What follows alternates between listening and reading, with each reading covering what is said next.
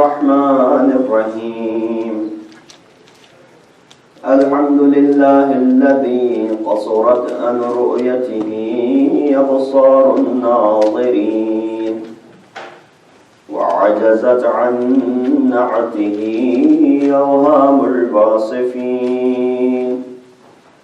الحمد لله رب العالمين الصلاة والسلام على أشرف الأنبياء والمرسلين خاتم النبيين أبي القاسم محمد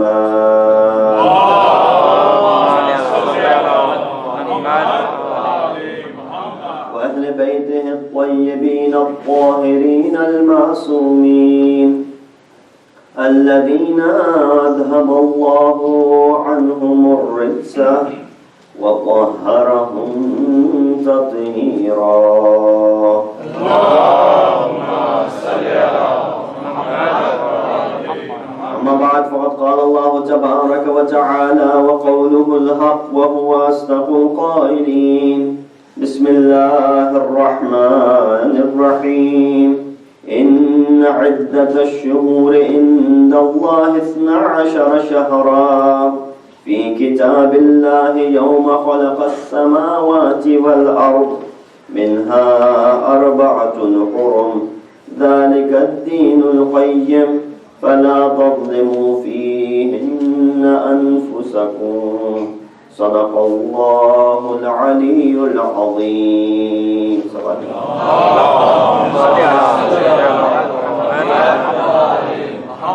السلام عليكم ورحمة الله وبركاته. There's no clock over here, so I'll run over my time for sure. So I will need a reminder from someone if I have 5 minutes remaining or so. And inshallah we can have a clock somewhere from tomorrow. The verse that I recited is from Surah Tawbah.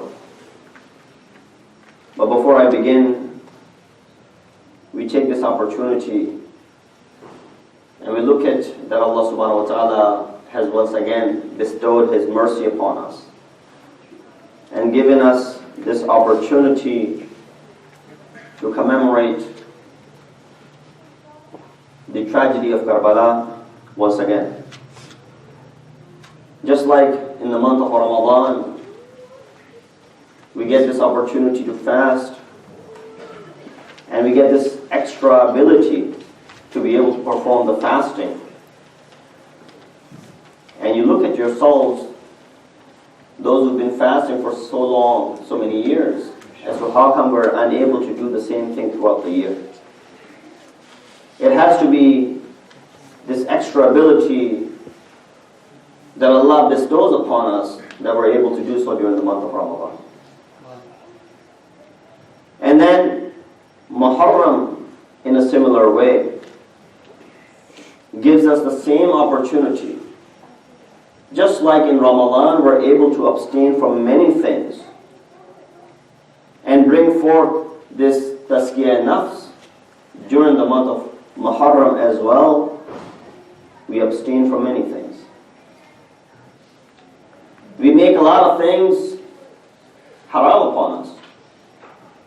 As the ayat that I recited also talks about that there are 12 months in the book of Allah mentioned from the day that He created the heavens and the earth. Out of them, 4 of them are haram. And we'll go into the details of that. This is the beginning of the new year for the followers of Sayyid al-Shuhada. The new year comes in the other cultures, brings excitement and joy. Everybody anticipates for the new year. Believe it or not, you and I and millions of mu'mineen around the globe also anticipate the beginning of Muharram al-Haram. Why? The excitement and the joy is in the sorrow and the tragedy of Karbala. We anticipate so that we're able to commemorate once again the sad occasion which took place over 1374 years ago. And therefore, don't look at, and I will say this once and inshallah I will repeat this towards the end. Don't focus during this particular Muharram al-Haram so much on how the tragedy happened. This sentence will be the hasil of today. And I will repeat it, make sure that I repeat it towards the end so that we don't forget. Then make sure this Muharram al-Haram, how do we make a difference? Make sure that this Muharram al-Haram, you don't focus so much on how the tragedy of Karbala took place. Because how part of tragedy of Karbala only shows you the gruesome pictures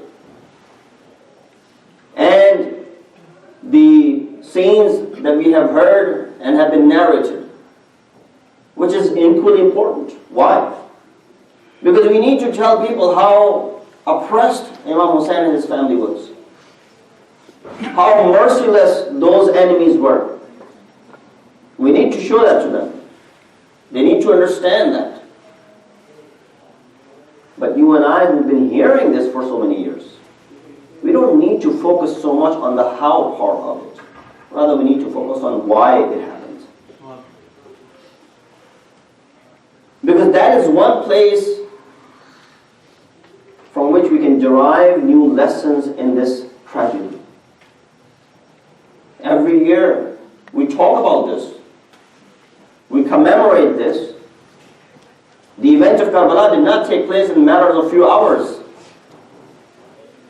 Rather, it has implications dating back to the time of Rasulullah,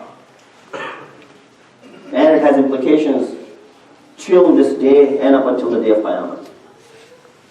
So therefore, it is a universal message that needs to be addressed.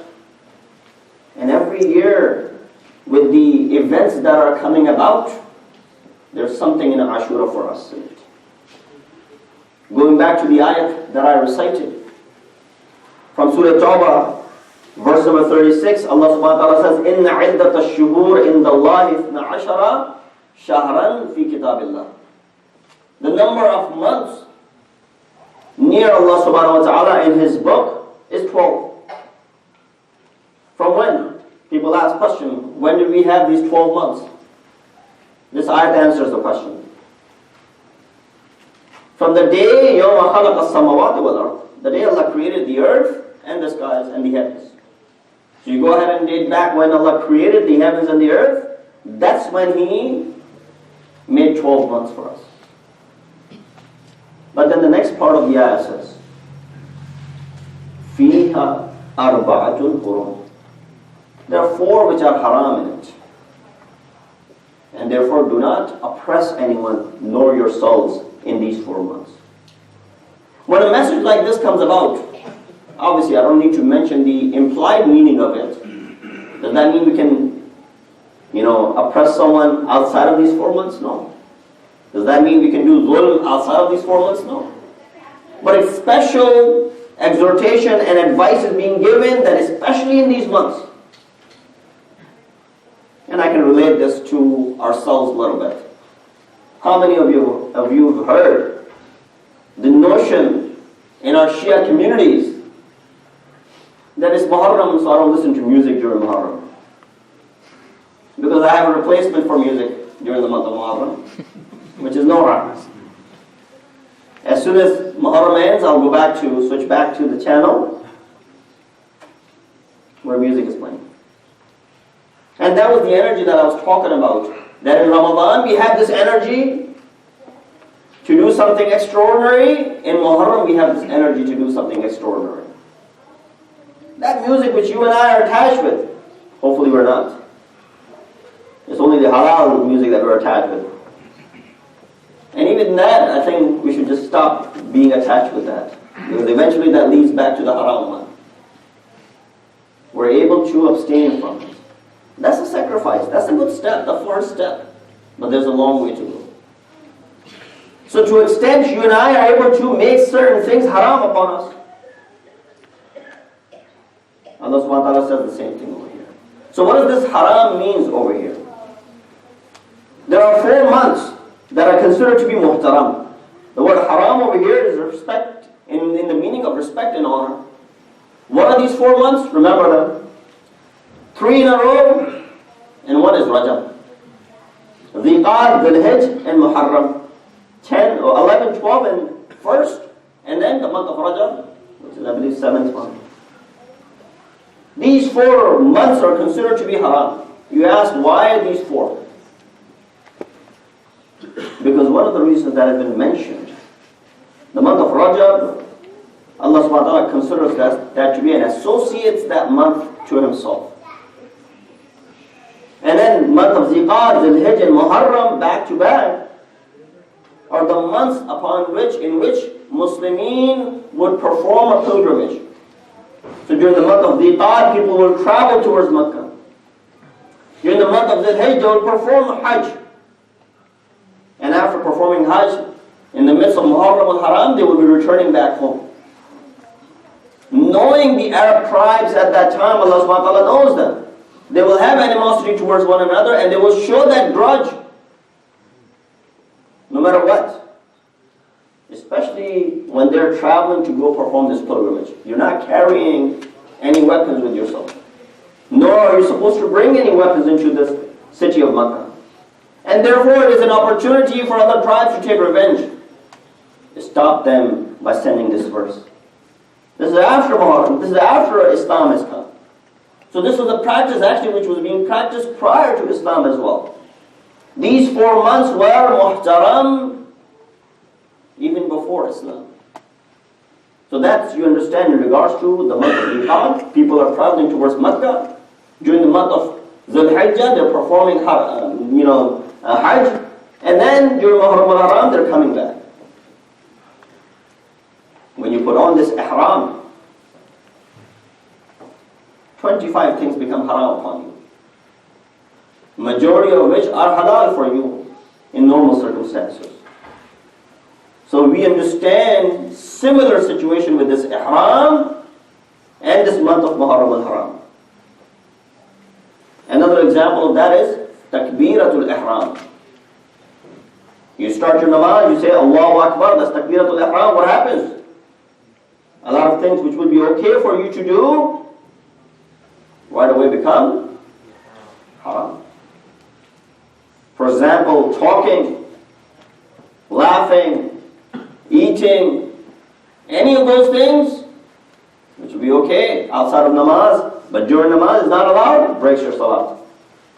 So here we understand the concept of respect and honor. You say takbiratul ihram, you abstain from all of those things. You put on this ihram, you abstain from all of those things. You are in this month of Muharram al-Haram, you abstain from qital, jihad, attacking anyone. Especially that society, which was still holding on to the grudges that they had. And in those situations, Allah subhanahu wa ta'ala reveals this ayah to tell them to respect one another and do not trespass the boundaries that Allah subhanahu wa ta'ala has set for you. And that's why Muharram al-Haram, and you look at it, it's no surprise that even when our Imam is beginning his journey, when does he begin his journey? In the month of Rajab, you just heard the presentation. He began his journey in the month of Rajab. It's a muhtaram month. It's a respected month. It's among those haram. Arba'atul Hurum, first one of them. Imam arrives in the month of Shaban. There are 2 things. There's a place of security in Islam, which is Makkah. Everyone has taken refuge in Makkah every time there was a problem of immunity and security. And then these are the months. Look at it. It's not coincident that Imam is leaving in the month of Rajab. He's spending Dhiqad over there with the intention to perform Hajj and Dhul-Hijjah over there. Inside Makkah al-Mukarramah. But unfortunately these enemies of Imam, they can care less what town it is or what month it is. With the agenda that they have to fulfill, they can care less what town or what month they're going through. And so here we understand the detailed version as to the reason behind the commemoration even after 1374 years. Imam ﷺ, when he leaves for this journey, tonight inshallah I will just walk you through to explain and to open the topic that we will be discussing in the nights to come. Sallu ala Muhammad wa ali Muhammad.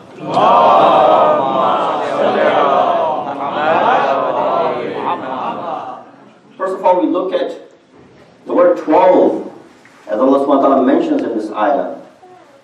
It's a blessed number. For example, in Quran, Allah talks about the 12 leaders of Bani Israel. وَلَقَدْ بَعَثْنَا لِبَنِي إِسْرَائِيلِ 12 نَقِيبًا. Indeed, we gave, chapter 5, verse number 60, talks about how we sent 12 naqib for Bani Israel. We look in chapter 2, verse number 60, chapter 5, verse number 12, and chapter 2, verse number 60. We look at how Hazrat Musa, when he struck his staff onto the rock, how there came about 12 springs from there. And again, obviously, the 12 imams that we believe in, which is a hadith coming from Rasulullah, in which he said there will be 12 leaders after me, all of them from Quraysh, with these attributes and with these qualities and so on and so forth. But we don't use this word 12 to prove 12 imams. Because if we started doing that, then others will have the opportunity to do the same thing to prove their beliefs. Those who believe in six imams, they will come and say that Allah created the earth in 6 days. Therefore, it proves that we have 6 imams, and those are the correct ones. So we're not using, but we're just showing how 12 is a blessed number used in Quran. And interestingly, there are 12 months, and the word shahr, which is used which is Arabic for month, is also used in Quran 12 times. These are all some of the facts that exist, and I wanted to just go over them very quickly. We see that we've been commemorating this Karbala, or the Yad of Karbala. Many faces over here, they've been commemorating it for 60 years, 70 years. Some of us over here for the past 10, 15 years.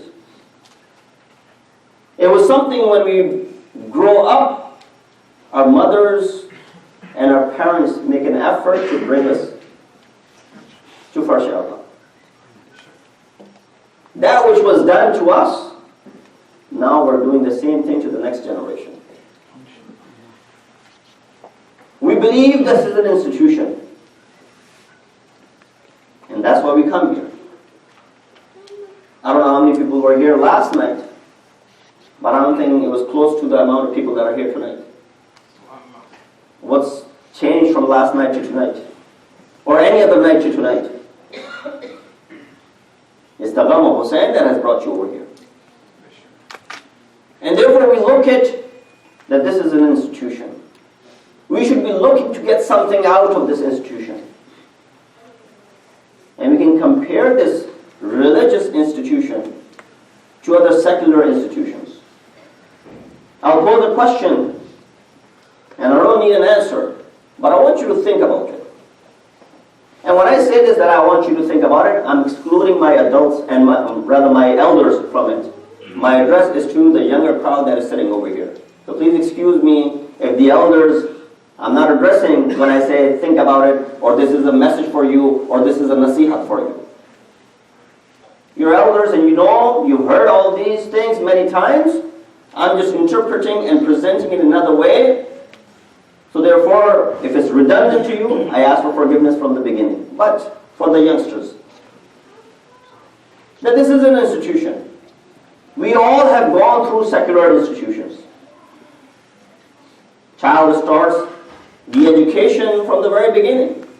In fact, the education in our Islamic culture begins from the womb of the mother. From there, the education has begun. You'd say, how is that possible? Well, those are hadiths that we have heard. The Prophet says, "Utlubul ilm min al-mahdi ila al-lahd." Seek knowledge from cradle to grave. You go back a step from cradle as well. from the womb of the mother. And even science has proven many of these things today, which we do not need proof from them, but just to back up our point. Whatever this mother eats, whatever this mother says, whatever this mother hears, whichever company this mother sits in, it will have effect on this child who's in the womb of the mother. I'm remembering an incident, but because I'm not sure about the authenticity of it, I'll skip it inshallah tomorrow. If I can get the authenticity, I'll mention it. It's in regards to one of the ulama, probably Allama Hiddi, or one of those ulama. But inshallah, if I have the authenticity tomorrow, I will mention that event. And it is in regards to Luqma Haram and Luqma Halal. It would be perfect over here, but because of, I'm not sure, I won't mention it. But nonetheless, it begins from the womb of the mother. You start school, then child moves on to elementary, goes into middle, goes into high school, you go to college, postgraduate, you attend universities, and this knowledge never ends. Every step that you are increasing, you're advancing. That which you learn in middle school or elementary school is not being repeated in the middle school. Might be repeated, but it has become advanced. That which you learn in middle school is much more advanced in the high school. That which you learn in high school now has multiplied many times in colleges and universities. Once you graduate, you get into postgraduate, so on and so forth. There's a reason why we're following this path. Because we want increment in our knowledge, and we want to keep on progressing. When secular institutions are looking after the human progress, do you not think the religious institution should be doing the same thing? If you ask, which institution is more important? The secular or the religious? We might get mixed answers, but the secular education can secure your future in this world, whereas the religious institution will be securing your hereafter. And so you can go ahead and decide which one is heavier on the scale. But why do we look at in our religious institutions, such as this right here? Ashura is an institution. Karbala is an institution. These Majlis are institutions. Place of learning. But do we advance every year? We came and attended Majalis last year. Is there any increment as far as our knowledge is concerned? Did we advance any bit? Or are we standing at the same place? I will present an ayat because of the reputation that we have. We repeat many things. Why do you repeat? Have you ever repeated anything in the secular institution? If you did, that means you flunked it last year.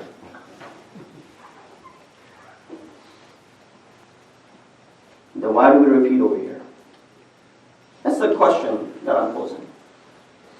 Again, for the youngsters, children over here. But I have a perfect solution and answer for it.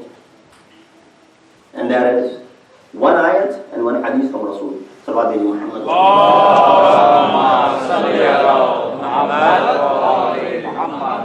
you look at Surah Zariyat, there's an ayat in Quran, a very famous verse, all of you have heard it many times. وَمَا خَلَقْتُ الْجِنَّ وَالْإِنسَ إِلَّا لِيَعْبُدُونَ. I have not created mankind and jinn except that they may worship me. So the purpose of the creation of mankind and jinn is what? Ibadat. But does that mean ibadat is concluded in the furu'ideen that we have? Salat, Saum, Hajj, Zakat, Khums, ila akhir? No, ibadat has a broader, aspect to it. When you earn halal, that's ibadat. When you earnestly, learn something without cheating or anything, that is an ibadat. When you deal nicely with your neighbors, that's an ibadat. In fact, when you look up to your parents with respect, it's an ibadat. When you look up to your parents with anger, wait for the wrath of Allah. I was reciting a hadith and its tangents that I'm going into now the other day, that is said even if they were zalim, yes, even if the parents were zalim, and you looked upon them with anger, the worship that you have performed will be nullified.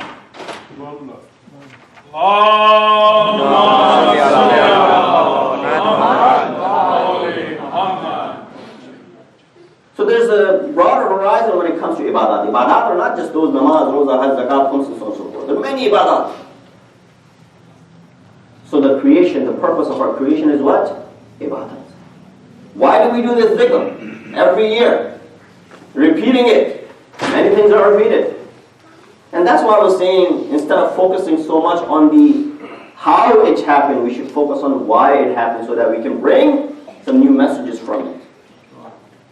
Hadith, a famous hadith from our Prophet, Hazrat Muhammad Mustafa sallallahu alayhi wa sallam.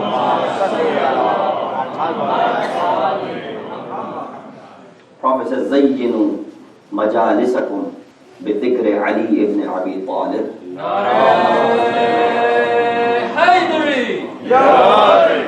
He said, embellish your gathering and your majalis with the dhikr of Ali. Had Prophet stopped this hadith over there, would we not have taken it? Yes, the dhikr of Ali,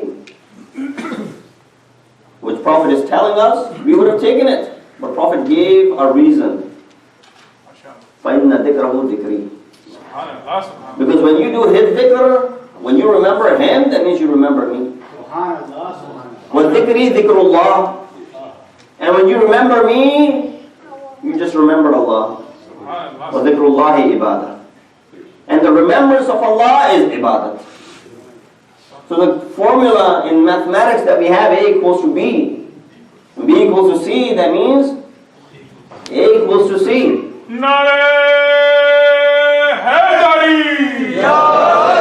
Muhammad wa ali Muhammad salawat.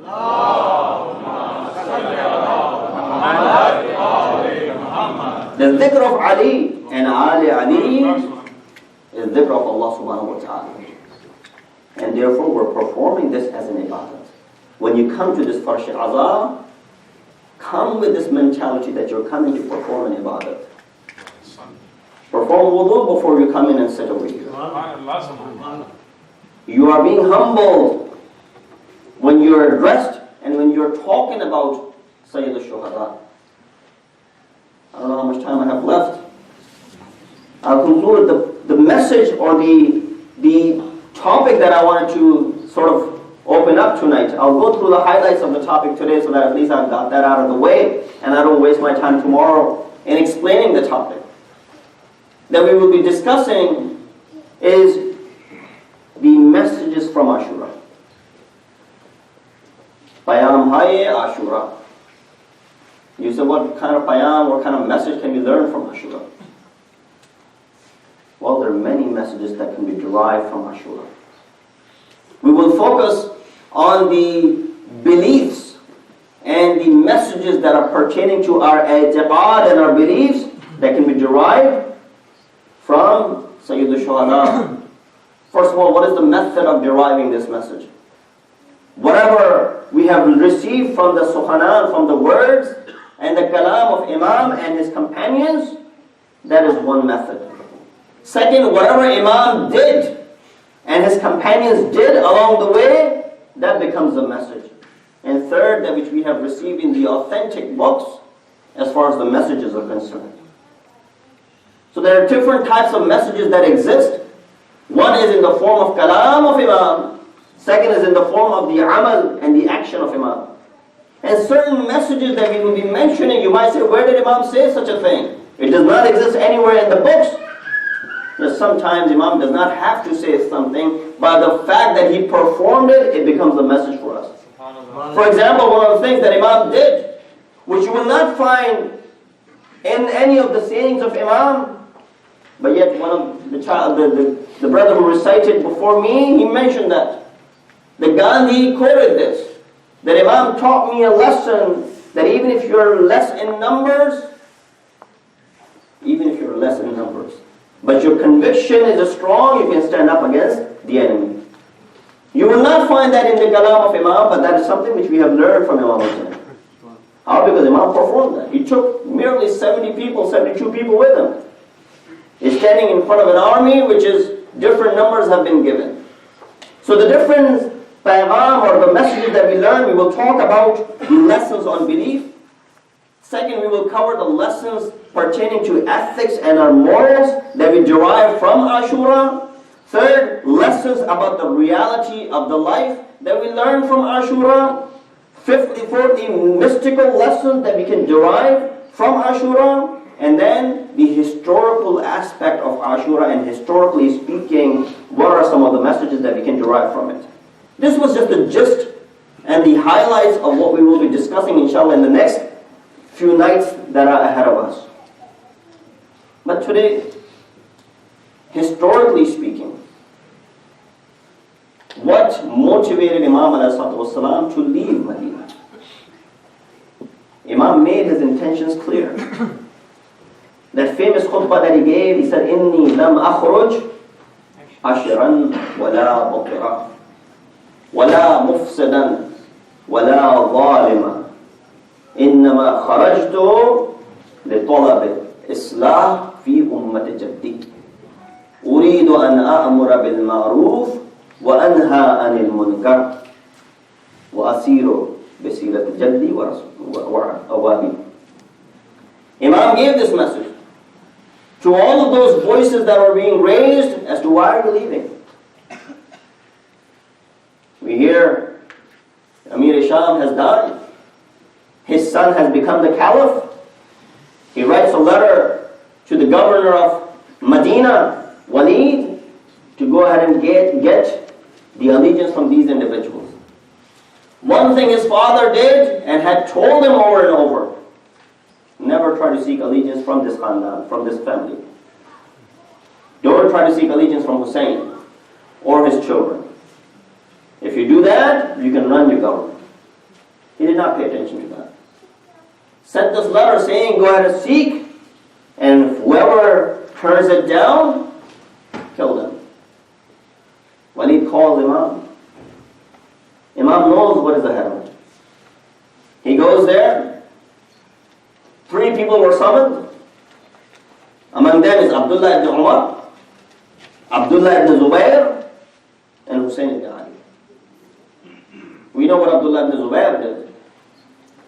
He neither went with Imam, nor did he pay allegiance. He left. We know what Abdullah ibn Umar did. Not only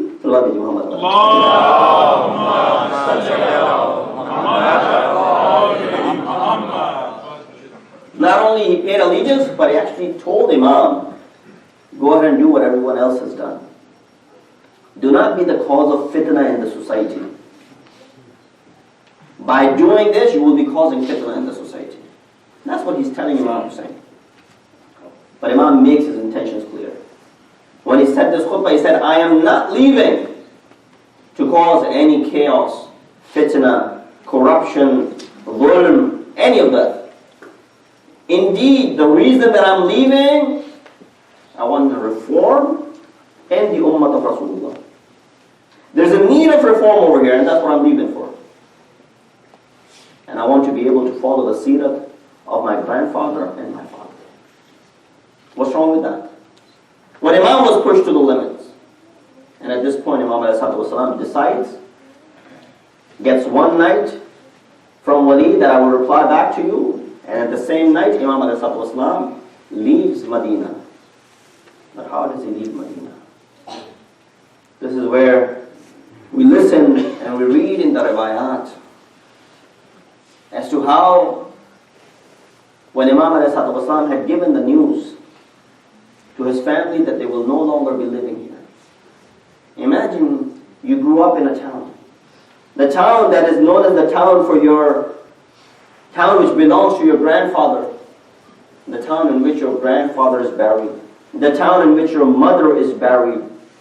And the town in which your brother is buried. Your roots are in this town. And that's why we see that Imam ﷺ paid visit to all of these three graves before he left Medina. But the Ravi mentioned another thing.